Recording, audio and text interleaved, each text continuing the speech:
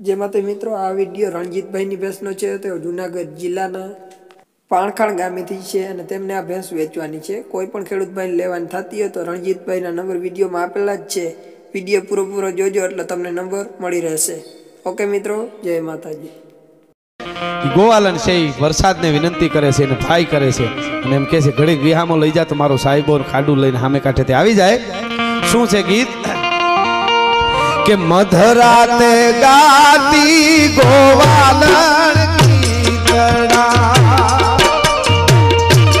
એવી મધરાતે ગાતી ગોવાલણ ગીતડા નદીએ આવ્યા